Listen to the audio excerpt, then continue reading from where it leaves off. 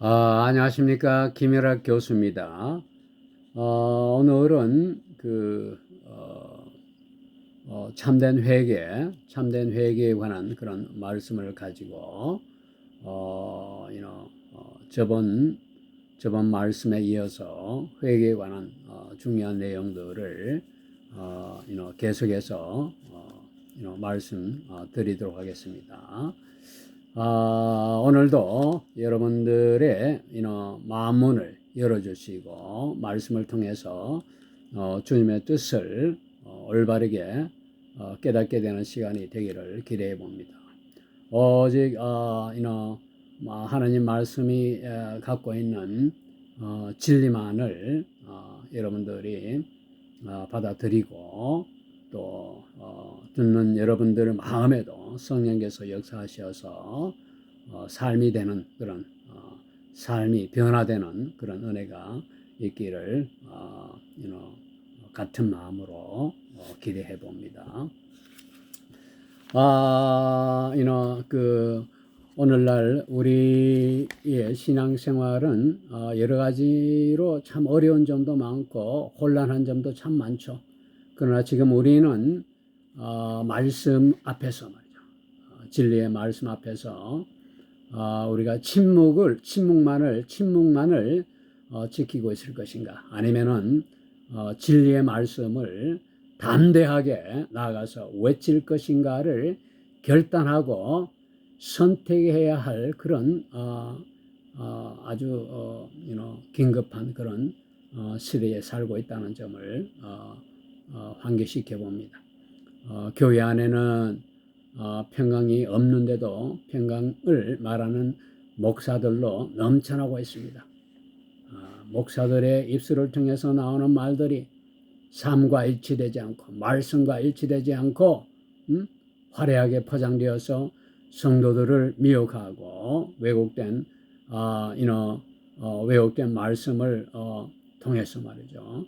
성도들이 갖고 있는 생명력을 희석시키고 약화시키는 그런 일들이 아주 빈번하게 일어나고 있다는 점을 우리가 분별하고 깨달고 알아야 될 것입니다. 디도서 1장 8절 말씀에서 보면은 헛된 말을 하며 속이는 자들의 입을 막으라고 이렇게 적고 있어요.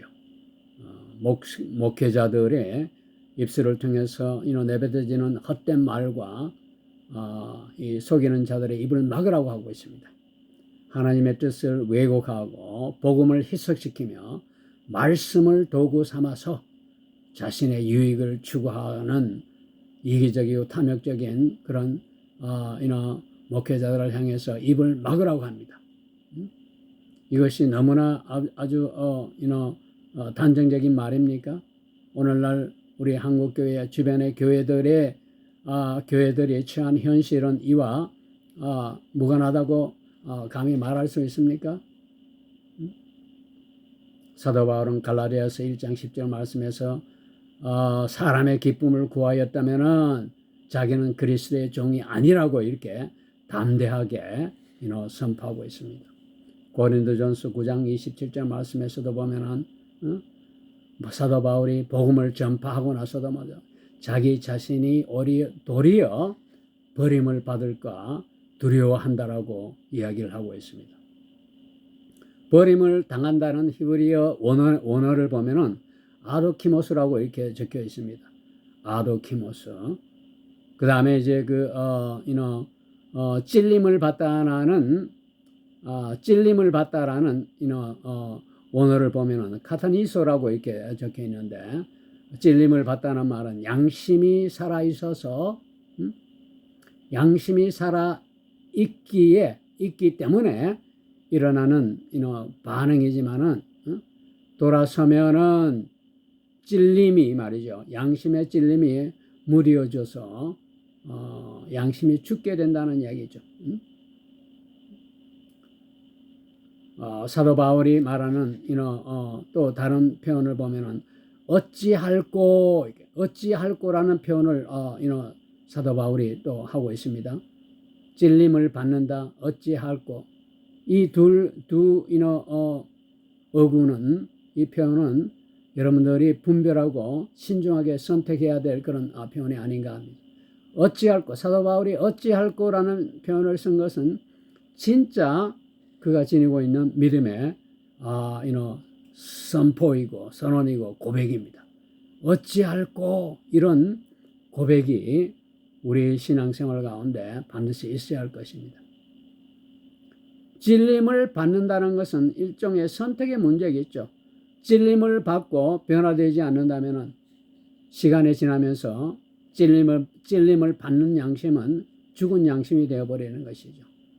그래서 우리가 이런 말씀을 통해서 오늘날 우리 주변에 있는 교회와 믿는 그런 환경에 말이죠, 엄중하고도 심각한 명령으로 우리가 받아들이고 분별하지 않으면 안 되겠다는 생각을 하게 됩니다. 우리는 거룩한 하나님 말씀 앞에서 두려움으로 서서 우리 자신을 비추어 보아야 되고 이것이 우리 자신을 되돌아보는 거울이 되어야 된다는 점을 우리가 알아야 되겠다는 이야기입니다. 교회는 하나님 말씀을 통해서 우리 개개인의 심령을 찔러 쪼개는 진리의 날선 검이 되어야 됩니다. 어찌할꼬를 가르쳐주는 것이 성경 말씀이에요. 어찌할꼬라는 고백이 없는 믿음, 어찌할꼬라는 고백이 없는 믿음은 껍데기입니다. 그건 진짜 믿음이 아니에요. 베드로가 하는 말을 여러분들 돌이켜보세요. 회개하여 죄사함을 받으라고 했습니다. 베드로의 말입니다. 찔림 받는 길에서 죽은 양심이 되지 말고 돌아서란 얘기겠죠. 무릎 꿇고 가슴을 치고 회개하는 자가 되어야 되는데 그런 교회가 여러분이 다니는 교회입니까?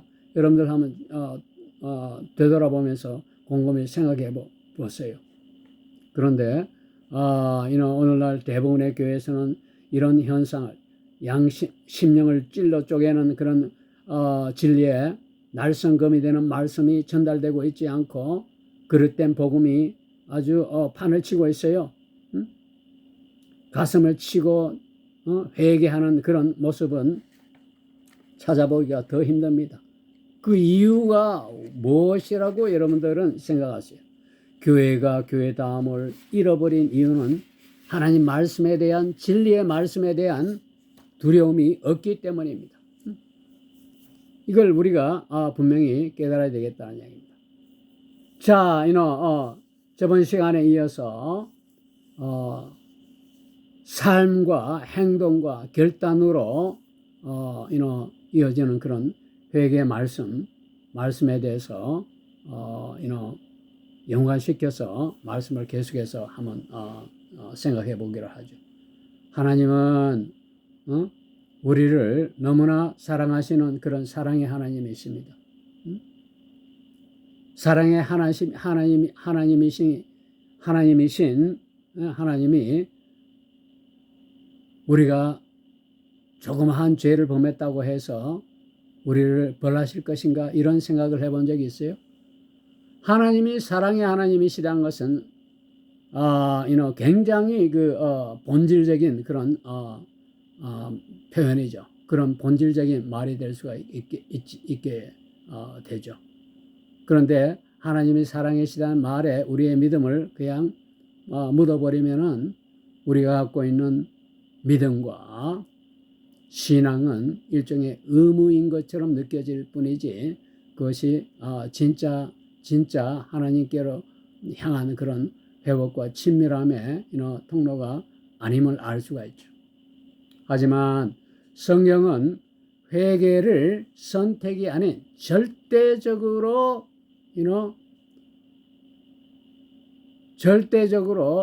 수반되고 동반되어야 될 결단과 의지라고 분명히 말하고 있습니다. 그 이유가 뭘까요? 죄를 지으면 하나님과 우리 사이에 막힌 담이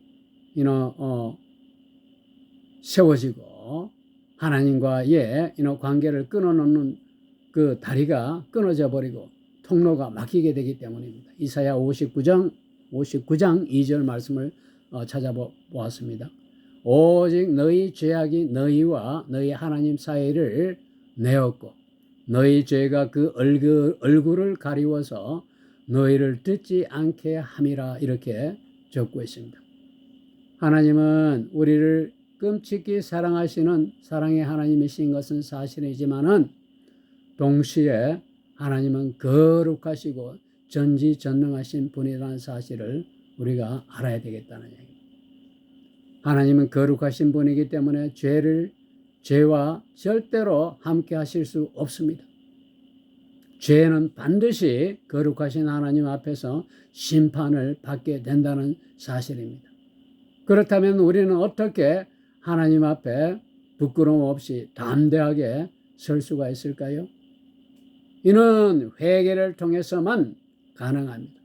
회개를 통해서만 하나님과의 친밀한 관계를 유지할 수 있고 하나님과의 통로가 막히지 않는 그런 방법이 될 수 있다는 이야기입니다. 회개만이 하나님과 우리 사이를 연결시켜주고 친밀하게 해주는 유일한 통로이다는 사실입니다. 죄로 인해서 끊어진 하나님과의 단절된 그 다리를 회복시키고 다시 복구시켜 놓는 그런 방법이 된다는 이야기죠. 그것이 바로 회개라는 이야기입니다. 그렇기 때문에 회개는 우리가 임의적으로 선택할 수 있는 선택의 문제가 아니라 반드시 결단과 의지와 행동이 따르는 그런 것이어야 된다는 걸 우리가 알아야 되겠다. 하나님은 우리들에게 수도 없이 돌아오라고 말씀하시지만은 우리는 어떻습니까? 우리는 일상생활 가운데 늘 죄를 범하고 죄와 더불어 살고 죄에 붙들려 있기 때문에 우리는 반드시 회개를 통해서만 그 죄의 사실과 옥조임을 그 끈을 끊어야 한다는 점입니다. 또한 회개는 단순히 과거의 잘못을 해결하는 수단이나 도구가 아니다는 점도 우리가 알아야 되겠다. 회개는 앞으로의 삶의 방향을 바꾸는 첫 발자국이 되는 것입니다. 삶의 방향을 반드시 바꾸어야 된다는 점입니다. 요한일서 1장 9절 말씀은 약속을 하고 있습니다. 만일 우리가 우리 죄를 자복하면은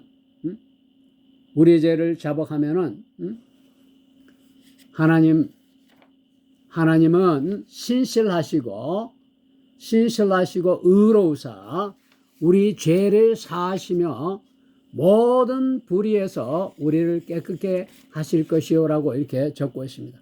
이 말씀은 단지 하나님이 우리의 죄를 용서하는 데만 그치지 않습니다. 모든 불의에서 깨끗게 하신다는 이 표현은 우리 삶을 다시 하나님의 기준으로 정리정돈하신다는 그런 의미죠. 다시 말해서 회개는 단지 제가 잘못했습니다, 제가 죄를 지었습니다라는 죄송합니다라는 그런 고백만 하는 것이 아니라 이제는 하나님 뜻대로 살겠습니다라는 결단과 의지와 실천하려는 다짐이라는 사실을 우리가 알아야 되겠습니다. 이제는 하나님 뜻대로 살겠습니다. 죄를 멀리하겠습니다. 죄를 끊어버리겠습니다. 죄를 미워하시겠습니다라는 결단이죠. 그래서 회개는 영적인 문을 여는 키가 된다는 사실을 저번에 제가 말씀드린 적이 있죠. 회개는 영적인 문을 열어 제끼는 열쇠가 된다는 점입니다. 회개가 없는 신앙은 여러분들이 모래 위에 집을 짓는 그런 기초가 없는 그런 집과 같습니다. 바람이 불고 비가 오고 파도가 치면은 그 집은 그냥 허물어져 버립니다. 겉모습은 화려하고 멀쩡해 보일지라도 기초가 무너지게 되면 언제든지 그 집은 붕괴가 되게 됩니다. 오늘날 우리 주변에 보세요. 부실한 건물이 무너지고 부실한 다리가 붕괴되는 경우를 여러분들이 삶 가운데 많이 보고 있지 않습니까? 하나님은 우리가 회개를 통해서 말씀 위에 굳건하게 세워지기를 원하십니다. 그리고 그 첫걸음과 출발점이 바로 회개해야 된다는 점을 지적하고 있다는 점입니다. 회개해야 된다는 것. 그러면 우리가 회개를 어제 한번 회개를 했으니 오늘도 우리의 삶에 하나님의 안전이 보장된다고 생각해 본 적이 있습니까? 회개는 어제 한번 회개했다고 해서 오늘의 안전과 오늘의 하나님으로부터 오는 은혜를 보장하지 않습니다. 한 번의 회개가 모든 것을 종결시킨다는 의미가 아니죠. 한 번 집을 청소했으니 한 번 잘못을 뉘우치고 다시 잘못을 저지르는 경우가 얼마나 많이 있습니까? 한번 여러분들 집안을 청소했다고 해서 일주일 뒤에 아니면은 이틀이나 3일 뒤에 먼지가 쌓이지 않습니까? 그러나 시간이 지나면은 자연스럽게 더럽혀지고 눈에 띄지 않게 먼지가 쌓이기도 하고 그렇기 때문에 우리가 청소를 하지 않고 주변을 깨끗게 하지 않으면은 집안이 망가지게 되죠. 음식을 먹고 설거지를 하지 않고 내버려두면은 그 위생적인 그런 식생활이 될 수 있습니까? 그렇지 않죠. 우리의 믿음 생활도 마찬가지입니다. 우리의 회개하는 태도도 마찬가지예요. 일상생활 가운데서 마음의 먼지와 죄의 찌꺼기는 알게 모르게 우리 삶 가운데 차곡차곡 쌓이게 되는 것이죠. 그래서 회개는 지속적으로 해야 되지 일회적인 것이 아니죠. 한 번에 끝나는 그런 태도가 아니다는 점입니다. 삶 속에서 늘 끊임없이 반복되어져야 되는 영적인 청소 행위나 다를 바가 없다는 이야기입니다. 영적인 청소는 한 번에 끝나지 않습니다. 계속 반복되어야 되고 끊임없이 삶이 지속되는 가운데 계속 반복적으로 지속되어야 된다는 점을 우리가 알아야 되겠다. 마태복음 4장 17절 말씀해 보니까 회개하라 천국이 가까웠느니라고 이렇게 예수님께서는 제자들을 향해서 말씀하셨습니다. 이 구절에서 회개하라는 말은 원어상으로 보면은 계속해서 회개하라는 그런 말씀이에요. 회개하라는 이 말씀은 성경 말씀에서 여러분들이 그냥 일회적인 것으로 받아들이면 큰 착각입니다. 일상생활에 걸쳐서 회개는 반복되고 지속적으로 반복되어야 된다는 점을 예수님은 제자들을 향해서 이렇게 지적하고 있습니다. 왜 그럴까요? 여러분이나 우리 개개인은 완벽하고 완전한 사람이 아니죠. 넘어지기도 하고 실패하기도 하고 좌절하기도 하고 낙담하기도 합니다. 여러분들 세수 한 번 한다고 해서 그 다음날 세수 안 하면 얼굴이 더러워지는 것 같은 원리입니다. 우리가 믿음으로 아무리 거룩한 삶을 살려고 노력해도 우리 개개인이 갖고 있는 탐욕이, 이기심이, 욕심이 또 일상적으로 반복되는 습관적인 말투가, 못된 행실들이, 무심한 태도가 우리를 하나님으로부터 조금씩 멀어지게 하고 있다는 사실을 우리가 주목해야 된다는 겁니다. 회개는 이 조그마한 어긋남, 틈을 통해서 죄를 짓는 그런 그 끈을 끊어버리는 과정입니다. 우리 자신을 거룩하신 하나님 말씀 앞에 되돌려 넣는 그런 준비 과정이라는 사실을 우리가 알아야 되겠다는 얘기예요. 죄에는 큰 죄가 있고 적은 죄가 있다고 이렇게 구분해서 생각하는 경우가 종종 있죠. 죄는 큰 죄나 작은 죄나 똑같습니다. 성경에서 말씀하시는 것은 작은 죄나 큰 죄나 다 똑같이 회개가 필요하다는 점을 우리가 잊지 말아야 합니다. 작은 불순종이라도 회개의 대상이 되며 하나님은 이를 결코 눈 감아 주지 않으신다는 점을 우리가 알아야 된다는 얘기예요. 우리 마음의 중심에 죄가 있다는 것은 반드시 회개해야 됩니다. 그 죄를 끊어버려야 된다는 이야기입니다. 이 죄를 끊지 않으면 하나님과 우리와의 놓여진 다리 통로가 지속될 수가 없죠. 하나님과의 친밀함도 당연히 단절될 수밖에 없다는 이야기입니다. 우리가 회개를 통해서 우리의 심령을 정결케 할 때에 우리는 하나님의 음성에 더 민감해지고 성령의 음성에 더 민감해지고 하나님의 음성을 더 분명하게 자주 접할 수 있고 들을 수 있게 된다는 그런 말입니다. 우리가 회개를 하게 되면은 하나님 말씀에 대한 감동이 식어지고 무뎌졌던 영감이 되살아나게 됩니다. 막힌 기도가 되살아나게 되고 삶의 중심이 다시 회복되어 하나님께로 옮겨가는 것을 우리가 삶 가운데서 분명하게 경험할 수가 있다는 이야기입니다. 다시 말하자면 회개는 단순히 잘못을 고치는 시간이 아니죠. 회개는 하나님께 더 가까이 나아가는 그런 바꿔진 그런 행동이죠. 그렇기 때문에 회개는 반복되는 말이지만은 멈추지 않고 지속되어져야 될 그런 태도이라는 걸 우리가 알아야 됩니다. 우리가 믿음 생활을 하게 되면 회개를 하지 않아도 될까요? 그렇지 않죠. 믿음 생활이 깊어지고 신앙이 믿음 생활을 하는 그런 시간이 많이 쌓여갈수록 우리는 더 통렬한 회개와 진지한 회개가 반드시 필요합니다. 신앙생활 오래 하면 할수록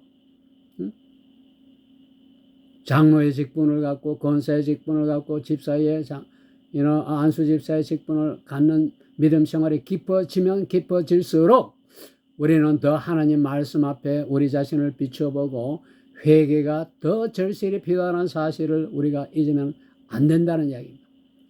다윗은 죄를 지을수록 이렇게 기도했습니다. 시편 51편을 찾아보니까 이렇게 기록되어 있습니다.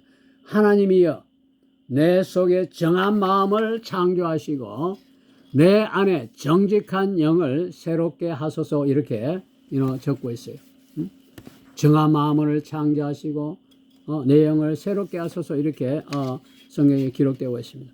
이 기도는 단지 한 번의 회개가 아니라 하나님 뜻에 합한 마음을 유지하기를 바라는 지속적인 다윗의 갈망이 그대로 표현되고 있다는 점입니다. 우리의 회개도 단순한 감정의 표현으로 그쳐서는 안 된다는 이야기입니다.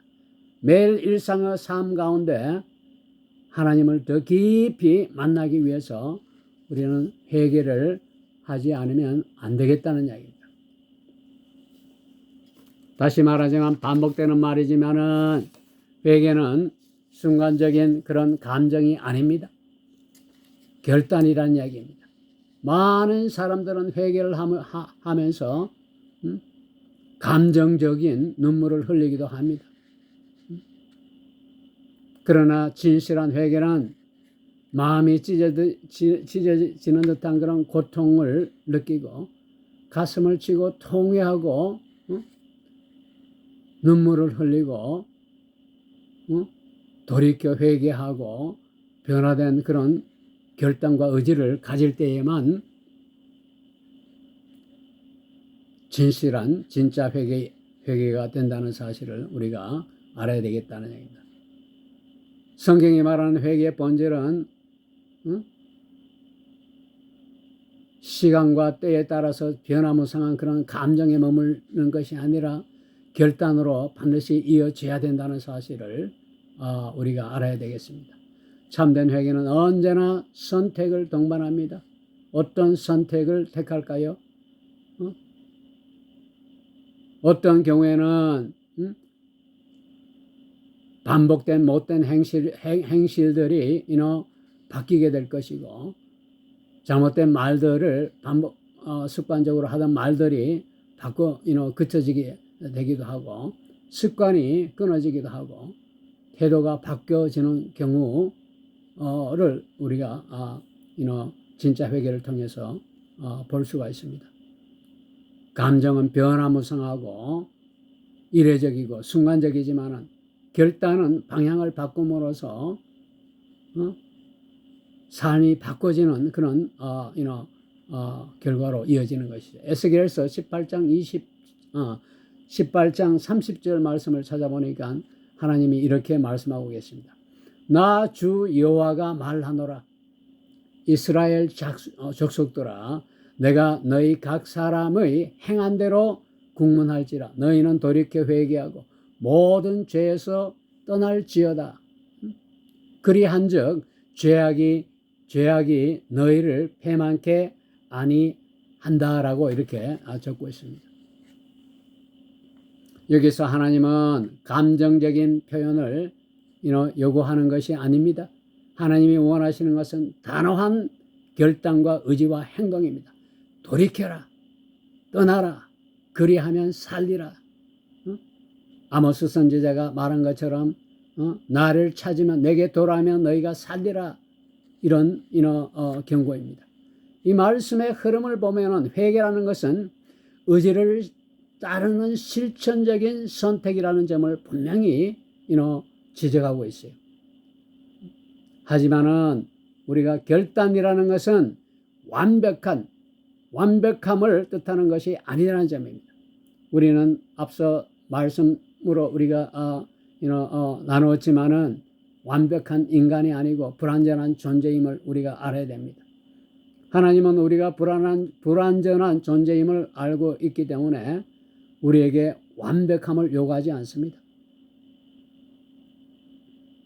하나님이 원하시는 것은 뭐예요?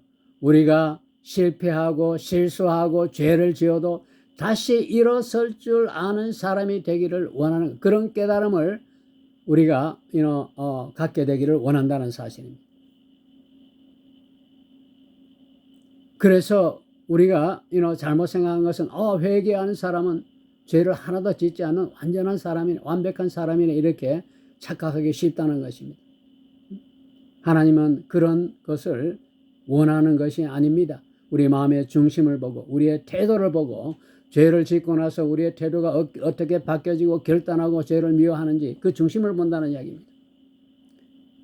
그 중심의 결단이 하나님을 향해서 진심에서 나왔다면은 하나님의 기뻐하시는 그런